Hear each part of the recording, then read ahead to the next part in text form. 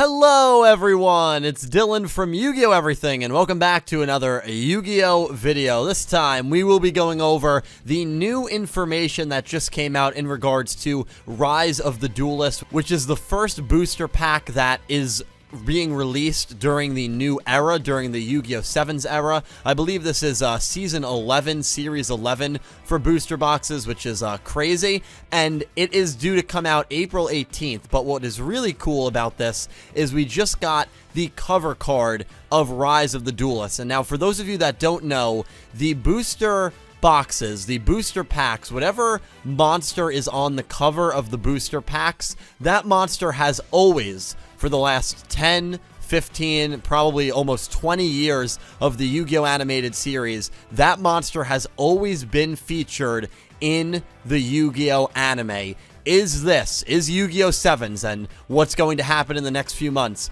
is this going to be the first time ever where the cover card of a booster pack is not featured in the anime? We might be breaking a tradition that is almost 2 decades old, and I'll go into why there's a good chance that tradition will be broken, but why I also think that there is a decent amount of hope that we might still see these cards featured in the Yu-Gi-Oh! 7's anime. So let's just get right into it. Rise of the Duelist. What is the cover card? When I saw this cover card, I marked out. I absolutely loved it. Gaia, the Fierce Knight, is getting an incredible amount of archetype support. And for those of you that remember the early days of Yu-Gi-Oh!, I think people that are even extremely casual fans of Yu-Gi-Oh! That have not played the game or seen the anime in the last 15 years, since maybe like 2005, 2006, they probably remember this card. It's a mixture of Gaia the Fierce Knight and Curse of Dragon. It's a fusion of the two of them. And the card on Rise of the Duelists cover is a new Gaia fusion monster, and it is called Gaia the Magical Dragon Champion. The materials are 1 Gaia the Fierce Knight and 1 level 5 dragon monster, which could be Curse of Dragon. I guess it could be a different dragon as well. So the question is, will Gaia the Magical Dragon Champion be on the, or be featured in the new anime Yu-Gi-Oh! 7's?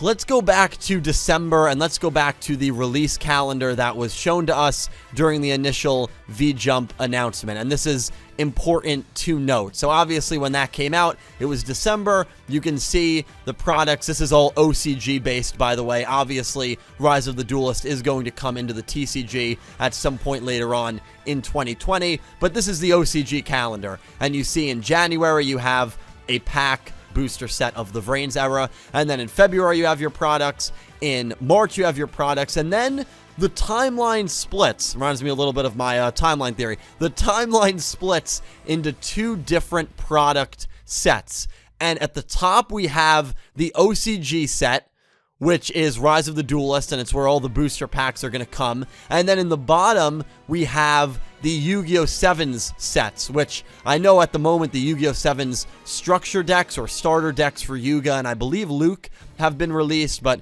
you can find more info on that on Yugioh Organization. And this timeline, this graphic would indicate that the OCG booster packs, which for the last, again, decade and a half, 2 decades, have always corresponded with the Yu-Gi-Oh! Anime, no longer has any relationship with the Yu-Gi-Oh! Anime, right? It seems like the booster packs are going to be for the OCG only, and Yu-Gi-Oh! 7's is going to get its own product set list in the form of Rush Duel support and Rush Duel products. And this timeline would lead you to believe that for the first time in the history of Yu-Gi-Oh!, the monsters that are on the covers of the booster packs are actually not going to be featured in the Yu-Gi-Oh! Anime, which for me is even more of a letdown because Gaia the Dragon Champion is one of my favorite monster archetypes in the entire game. It's my favorite card from the original Yu-Gi-Oh! I am just such a huge fan of the design and the lore behind this card, and it is really a shame that it's actually on a 2020 booster pack cover, and now all of a sudden there's a good chance that it won't be featured, that a booster pack cover card won't be featured in the anime, which for the last 15 years was unthinkable, but now it could be the reality we are living in. But I will give some reason, and of course, I really do want to hear from you guys, your opinion on this, if you think the cover cards for the booster packs will be in 7s, or if you think it is now two completely unrelated products. I will give a reason as to why we should hold out some sort of hope that this monster might still appear in the anime. So obviously the thing with Yu-Gi-Oh! 7s is rush duels. That's the new way to duel. That's the new way they are going to be promoting the game in the anime. It's the new way they're going to be promoting the game in the OCG. They're trying to get younger kids into Yu-Gi-Oh! And rush duels is a much more simplified way to play the card game. It's much more user-friendly, especially new user-friendly and younger player-friendly. We do not know, though, if rush duels are going to be the only way to duel in Yu-Gi-Oh! 7s. In fact, I would be surprised if rush duels were the only type of dueling in Yu-Gi-Oh! 7s. I'm sure we are going to see regular style duels as well throughout the story. Remember, with Yu-Gi-Oh! Vrains, for example, speed duels were the big feature and focal point going into that anime. But guess what? By Season 2, Season 3, I feel like a majority of the duels, especially towards the end of the Ignis Warfare arc, I believe a lot of the duels were master duels. I don't know an exact percentage, but if someone told me that the percentage of speed duels to master duels was about maybe 60-40 or 50-50, I would believe it.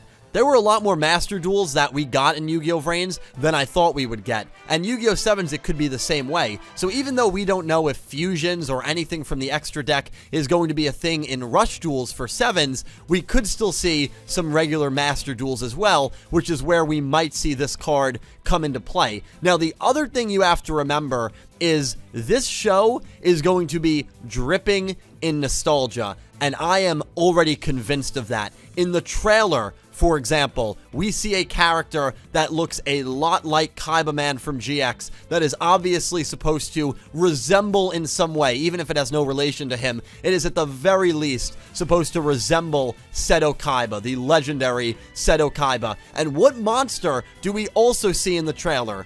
Blue Eyes White Dragon, one of the most, if not the most iconic monster from the Yu-Gi-Oh! Series, and one of the most iconic characters from the Yu-Gi-Oh! Series. And the first thing that they announced, when they announced Yu-Gi-Oh! 7s, they said there will be other legendary and famous monsters showing up in this anime. So how cool would it be if Gaia, the Magical Dragon Champion, or some form of Gaia, because it is the cover card of Rise of the Duelist, is going to be maybe serialized in Rush Duels? Maybe it will get a Rush Duel card, or it will be used in a regular Master Duel. Because we know that this series, or at least we are supposed to believe that this series is going to have a lot of legacy cards and maybe some odes to legendary characters. Obviously, this card goes more with Yugi's deck than it does Seto Kaiba's deck. I mean, Yugi Moto made this card famous, and while I don't think we're going to see Yugi Moto showing up in Yu-Gi-Oh! 7s, especially in the first month of the show, you never know. We might see a character that maybe is supposed to resemble Yugi, like this character in the trailer is resembling Seto Kaiba. So I do believe that there is a little bit of hope that for the booster packs that come out every April, every July, every October, every January, I think they might still try their best to incorporate at the very least the cover card for those sets into the Yu-Gi-Oh! 7's anime.